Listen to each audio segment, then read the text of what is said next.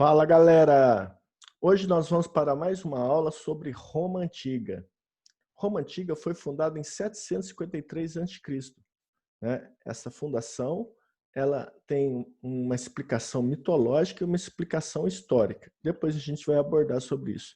E vai até 476 depois de Cristo, quando ocorreu a queda da capital, né, Roma, e a queda do Império Romano do Ocidente. Mas antes de mais nada, não esqueça de inscrever-se no canal, ativar o sininho para receber as notificações. A Roma Antiga foi uma urbis, daí o termo urbano, daí o termo urbanidade. O que é uma urbis?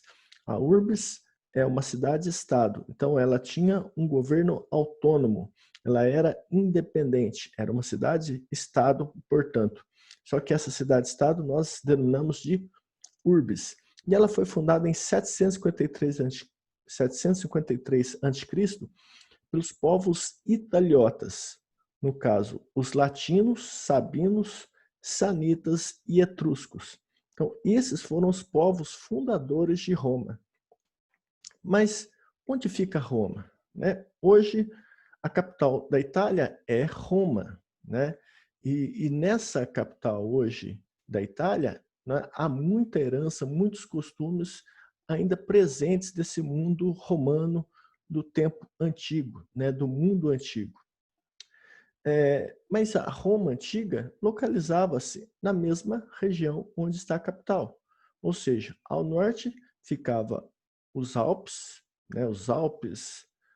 romanos, latinos, ao leste o Mar Adriático, a oeste o Mar Tirreno e ao sul o Mar Mediterrâneo. Mas vamos visualizar isso melhor nessa aula.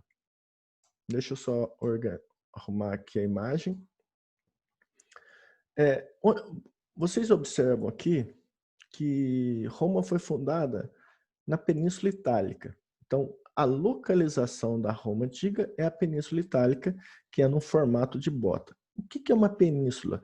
Uma península é banhada por 3 mares. Como vocês podem observar, tem 3 mares que banham a península. O Mar Tirreno, a oeste, o Mar Adriático a leste e o Mar Mediterrâneo ao sul da Península Itálica. E a cidade de Roma, a Urbis Romana, ela foi fundada por vários povos, teve influência por vários povos. Aqui, nesse momento ainda do início da fundação de Roma, os úmbrios não participaram, nem os brútios, né? E somente latinos, sabinos, sanitas e etruscos. Os etruscos, a gente pensa que eles não têm nenhuma influência sobre a nossa sociedade atual. Pelo contrário, os etruscos que foram os primeiros a usarem a toga. A toga é aquela vestimenta preta, aquela capa preta que os juízes usam. Né? Atualmente vocês estão vendo muito mostrar os ministros do Supremo Tribunal Federal e os ministros supremos também usam essa capa que chama-se toga, que é uma espécie de atributo de honra que é dado a esses juízes. Mas a gente tem que saber qual a origem de Roma, né? Ou seja, existe uma explicação mitológica e uma explicação histórica. Não. Dentro da explicação histórica, nós já dissemos, Roma foi fundada pelos povos latinos. Então, Roma foi fundada pelos povos italiotas. Dentre esses povos italiotas, nós podemos destacar os povos latinos, né? Então, latinos, sanitas, sabinos foram responsáveis nessa fundação de Roma. Então, tem essa explicação histórica. Mas, além da explicação histórica, tem a explicação mitológica. Então, existe um mito romano que explica a origem de Roma. E daí vocês estão vendo uma estátua, né, uma estátua representando essa mitologia, que é a loba capitolina, amamentando os gêmeos Rômulo e Remo. Então, segundo a mitologia, Roma foi fundada por esses gêmeos Rômulo e Remo. E segundo a mitologia, um tio desses meninos, né, ao nascer, ele tinha recebido uma premonição de que esses meninos, essas crianças recém-nascidas, herdariam o trono real no povoado, que ainda não era uma urbes, né? Mas, então, dentro dessa premonição, ele teria ordenado que esses meninos fossem colocados no rio Tibre para ficarem à mercê da sorte. Só que eles foram encontrados por uma jovem camponesa e amamentados pela loba capitolina. E aí, então, sobreviveram, conseguiram sobreviver. Na idade adulta, eles descobrem a sua herança real e inicia-se uma disputa, ocorre o assassinato do seu tio e Rômulo e Remo vai disputar o trono. Dentre essa disputa, Rômulo assassinou Remo e tornou-se o primeiro rei de Roma. Então, segundo a mitologia, Rômulo foi o primeiro rei de Roma. Tá? Então, é uma explicação mitológica. E é uma estátua muito importante dentro dessa história romana, a loba capitolina. Mas é importante aí, né, tudo que a gente vai estudar dentro da história romana, né, dentro desse mundo antigo, né, nós temos que compreender o período da história política romana. E dentro da história política romana existe uma divisão política. E aí nós podemos destacar o período da monarquia, o período da república e o período do império.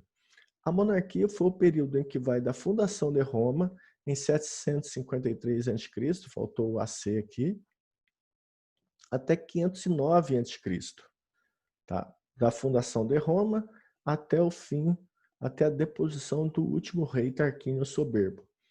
A república vai de 509 a.C. até 27 a.C. E o império de 27 a.C. até 476. Então, em 27 a.C., Otávio Augusto inaugurou o Império Romano, né, que foi um dos maiores impérios do mundo antigo. Nesta aula de hoje, nós vamos trabalhar sobre a monarquia e sobre a república, porque a aula fica muito extensa, é uma aula que demanda, né, pelo menos dois vídeos para vocês, tá? Então, na próxima videoaula, eu vou trabalhar sobre o Império Romano, tá? E sua queda. Então, nessa aula, monarquia e república. Então, vamos começar com a monarquia. O período da monarquia, dentro da história política romana, vai de 753 a.C. até 509 a.C., tá? Então, depois vocês corrijam lá na página anterior. 753 a.C. foi o ano da fundação de Roma. Então, como nós vimos, do ponto de vista histórico, Roma foi fundada pelos povos italiotas, latinos, sabinos, sanitas e também os etruscos. Esse período da monarquia foi o período governado por reis latinos e etruscos. Então foram governados por 4 reis de origem latina e 3 reis de origem etrusca, sendo que o último rei foi o Tarquínio Soberbo, que era de origem etrusca. Nesse período da monarquia, foi instituído, foi criado o Senado Romano. A palavra Senado vem do latim, né, porque a língua italiana é uma língua que vem do latim. Então, os romanos escreviam uma língua que é a nossa língua mater, ou seja, o latim. Então, grande parte das nossas palavras que nós utilizamos na língua portuguesa tem origem latina. Então, Senado é uma palavra de origem latina, vem de Senix, que significa velho. Quer dizer que quem participava do Senado era os cidadãos mais velhos da Roma antiga. E nesse período da monarquia, o poder real ele era não tão concentrado, não tão centralizado e que dava tantos poderes ao rei. Então, o poder real era um poder que representava o Estado, mas só que o Senado tinha o poder de vetar as decisões do rei. Então, o Senado tinha esse poder de veto. O que é vetar? Reprovar. Então, o poder de veto é o poder de reprovação. Né? Hoje nós falamos aí, o presidente da República sancionou ou vetou? Né? Então, a sanção é quando aprova as leis vindas lá do Poder Legislativo. O veto é quando não é aceito, quando reprova, né? Há uma reprovação. Então, esses senadores romanos, na época da monarquia, eram 100 cidadãos, tinham esse poder de veto. Então, o Senado vem do latim senex velho, e o Senado era composto por 100 cidadãos romanos. Quem eram os cidadãos romanos? Então, eu destaquei em amarelo aqui, os patrícios. Então, somente os patrícios que compunham o Senado romano, e eram em torno de 100 cidadãos. Somente a partir da época da República e do Império, o Senado passou a ser constituído por 300 cidadãos. A sociedade romana, nesse período da monarquia, era dividida em 4 grupos, 4 estamentos. Patrícios, que eram cidadãos, eram os proprietários de terras, os plebeus, que eram agricultores, artesãos, comerciantes, eram livres, mas não tinham direitos políticos. Os plebeus, os clientes, serviam ao Estado, serviam aos patrícios, e os escravos eram os prisioneiros de guerra. Então, continuando aí, voltando a essa sociedade romana. Então, aqui eu fiz uma pirâmide social demonstrando essa sociedade romana no período da monarquia. Porque na época da República vai surgir um novo grupo social, um novo estamento. Nesse período da monarquia, os patrícios, então, estavam no topo da sociedade. Eles eram os bem-nascidos, os cidadãos, os proprietários de terras e proprietários de escravos. E esses patrícios, eles eram descendentes dos fundadores de Roma. Então, no início, a sociedade era organizada em tribos. E quem chefiava essas tribos eram o pater familia. Então, os patrícios descendem desse pater familia e os seus antepassados, eles eram antepassados de origem latina. Então, daí o termo patrício vem de pai, pater família. Então, eram proprietários de terras. Os plebeus eram livres, mas não tinham direitos políticos. Então, o que nós podemos incorporar nesse grupo aí? Agricultores, comerciantes, artesãos. Dentre artesãos, nós podemos destacar os vidreiros, os ferreiros, os carpinteiros. Então, ou seja, grupos, né, que hoje constituem a nossa sociedade, só que não tinham direitos políticos.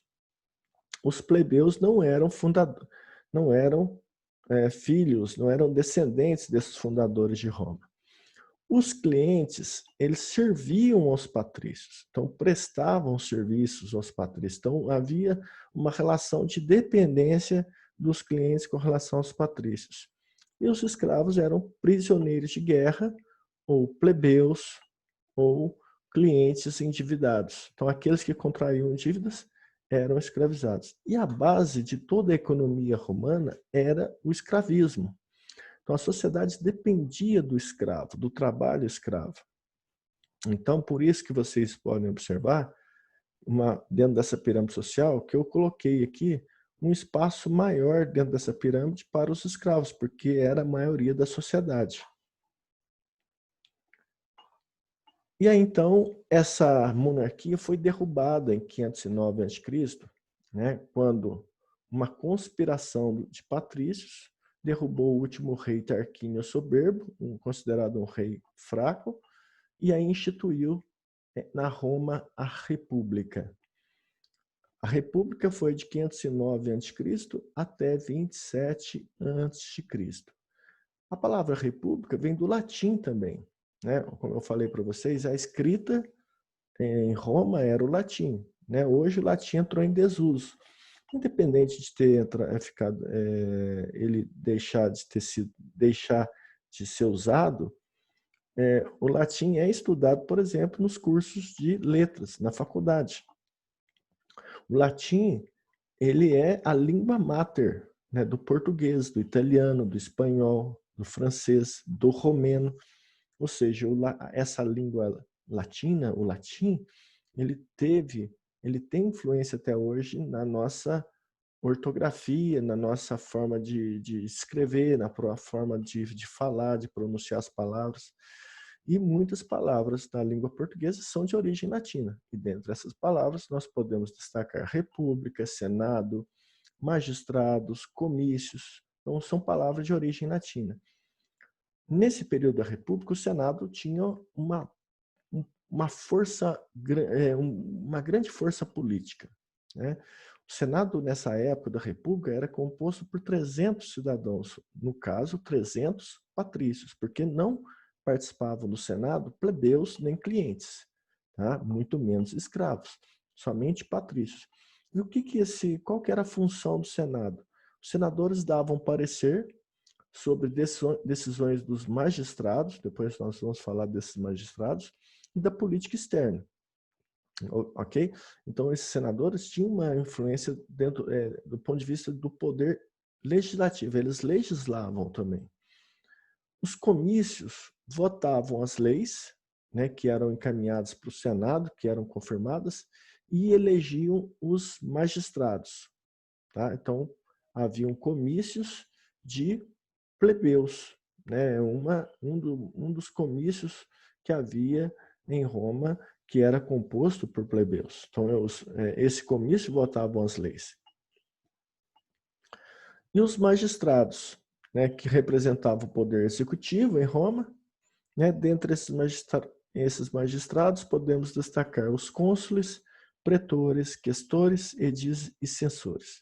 Então, vamos falar sobre esses magistrados agora. Por isso, eu citei bem rápido aqui para vocês. Os magistrados romanos, né, a força política deles dentro da República, às vezes era maior que a do próprio Senado. Porque, dentre esses magistrados, podemos destacar, né, aqui na letra A e na letra B, os cônsules, que representavam o poder executivo, e os pretores, que também faziam parte desse poder executivo. Os cônsules eram 2 cidadãos apenas, 2 patrícios.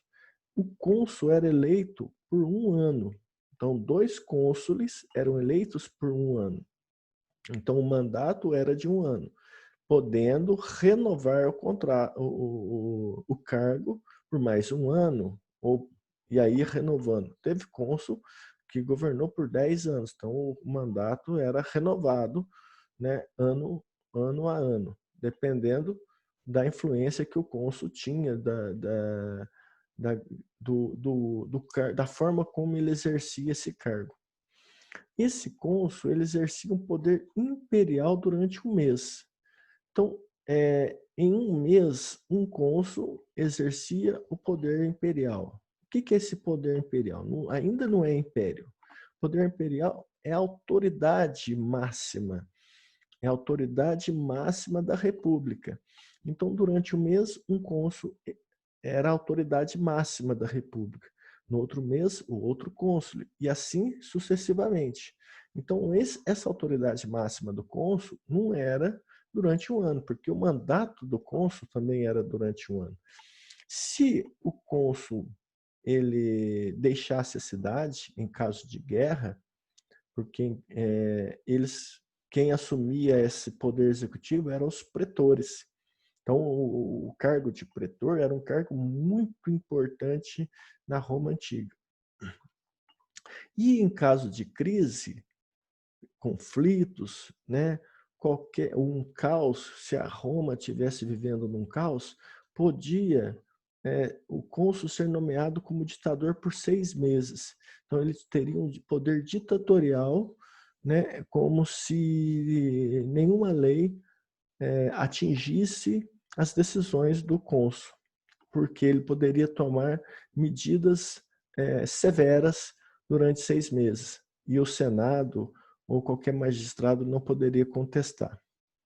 Os pretores, eles administravam a justiça, mas além deles administrarem a justiça, eles comandavam o exército em caso de emergência. E eles também tinham poder imperial. Novamente destacando, o que é esse poder de imperium? É a autoridade máxima, é exercer a autoridade máxima. Então havia dois tipos de pretores. O pretor urbano, que ficava dentro da cidade de Roma, não podia sair da cidade, da urbs, e o pretor peregrino.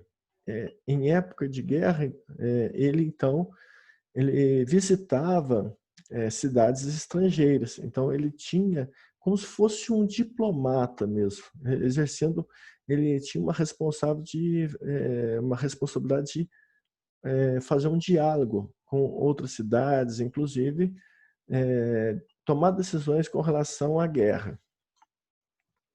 Os questores, eles cuidavam do tesouro público. Então, toda a finança do período da República estava sob o comando dos questores. Os edis cuidavam da urbs, da segurança da urbs, como se fosse cuidar do policiamento da urbs.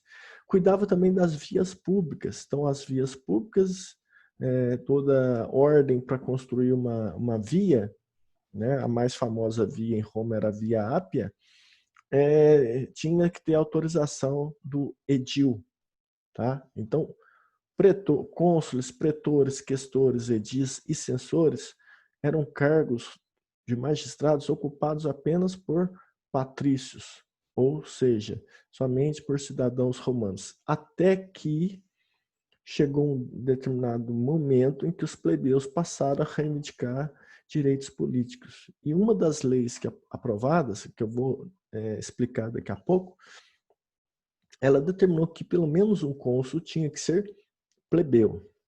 E foi criado um cargo, né, onde os plebeus podiam ocupar, que é o cargo de tribuno da plebe, que foi um outro tipo, foi um cargo de magistrado que surgiu a partir do século II a.C.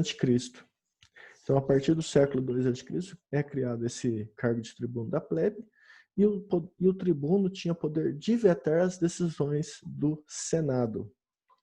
E um outro cargo de magistrado é o cargo de censor. Então, os censores, o que eles faziam? Eles faziam a contagem da população romana. Então, eles faziam o censo. E no Brasil, por exemplo, o censo ele é realizado de 10 em 10 anos.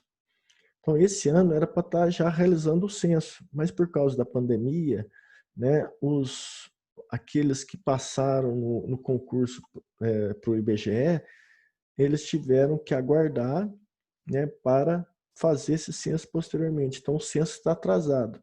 Já era, inclusive, para ter terminado o censo de 2020, onde o que é feito no censo brasileiro?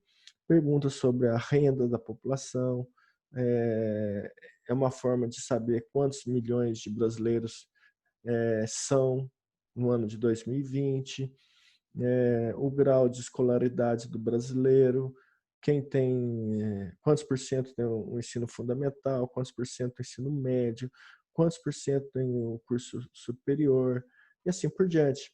Então, o censo no Brasil ele é feito por um instituto, né, que é o IBGE. Tá? Então, nesse Instituto Brasileiro Geográfico e de Estatística, faz então todo esse trabalho estatístico para chegar até um número e chegar então a situação da sua própria sociedade, como que está caminhando a nossa sociedade, quantos milhões de pessoas estão desempregadas, etc. Ok? Então, lá em Roma já se fazia o censo, tá? Ou seja, já se fazia a contagem da população. Então, nesse período da República, surgiram as leis, né, romanas. Essas leis romanas, elas começam a se organizar e se constituir do ponto de vista escrito, né, organizar em regras escritas a partir da Lei das 12 Tábuas. A Lei das 12 Tábuas foi a primeira lei romana. né? Porque antes as leis eram transmitidas oralmente. E foram os plebeus que passaram a exigir uma lei escrita. Porque a partir do momento que a lei era oral, quem saía prejudicado eram os plebeus que não sabia que medida que estava tomando, né? Então a justiça era uma injustiça, vamos assim dizer. Uma injustiça tomada pelos patrícios, que tinham dominavam esse saber. Então, a partir do momento que colocou esse saber jurídico numa lei escrita, né, os plebeus passaram a ter acesso a ela. Então, a lei das 12 tábuas começaram com 10 códigos de leis escritos em tábuas, né, em tabletes de madeira. Depois eles acrescentaram mais duas, aí o nome Lei das 12 Tábuas, que foi organizada em 450 a.C. E foi uma forma de tornar oficial as leis que já existiam. Mas a diferença é que elas tornaram públicas. Antes, ou seja, publicizou. Os plebeus passaram a ter contato com a lei, saber, ó, porque a lei das 12 tábuas, ela determinada questões jurídicas sobre propriedade, sobre herança, uma série de coisas, tá? Uma outra lei importante que foi organizada 5 anos depois foi a Lei Canuleia, que foi organizada em 445 a.C. Essa lei permitia o casamento entre patrícios e plebeus. E foi também criada diante de uma demanda que surgiu de uma mulher patrícia, que ela tinha casado com um homem que não tinha uma posição social elevada, né? Ele era plebeu. Então, para que ela não perdesse a sua honra, ela conseguiu, diante da influência política de sua família, que criasse uma lei permitindo o casamento entre patrícios e plebeus. A lei Licínia, ela determinava o quê? Ela determinava que um cônsul deveria ser plebeu, tá? Então, o primeiro cônsul foi Lúcio Sestio, primeiro cônsul. Daí o nome Lei Lex Licinia Sestia, né? Por causa que Lúcio Sestio teve uma grande influência na elaboração dessa lei Licínia. Então, antes, os cônsules só podiam ser patrícios. A partir da lei Licínia, pelo menos um cônsul tinha que ser plebeu.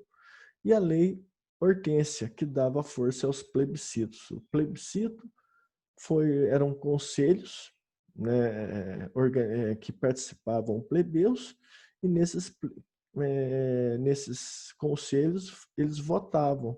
E desse voto, dessas reuniões onde eles votavam, veio então os plebiscitos.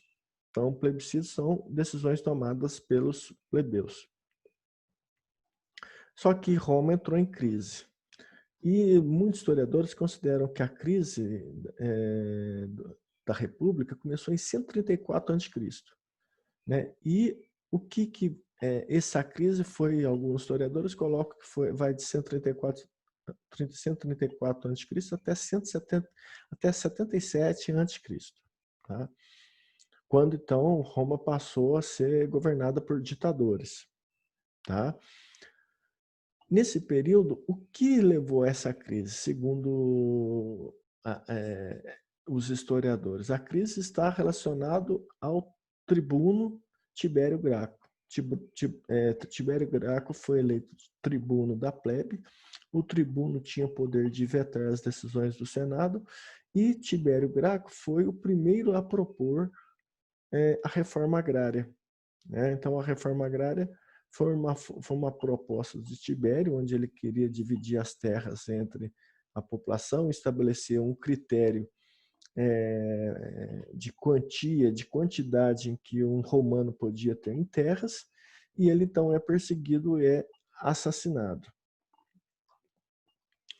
Só que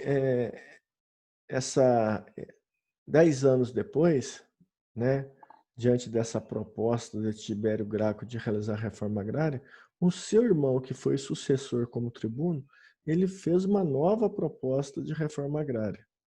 Então, essa nova proposta levou novamente a uma nova perseguição. Então, essas tentativas de realização da reforma agrária em Roma não deram certo, não foi para frente, e foi o início da crise romana que foi com muitos conflitos, problemas climáticos, fome, né, e se estendeu até 77 a.C. A partir de 77 a.C., nós podemos destacar, então, a subida ao poder de ditadores. E aí que surgiu, nessa época, por volta do ano 50, a figura de Júlio César, que é o tema da próxima aula. Então, nós vamos ver na próxima aula a crise, né, a continuação dessa crise da República, a ascensão de Júlio César e de Otávio Augusto como imperador romano, o primeiro imperador romano. Ok? Um grande abraço para todos e até a próxima aula.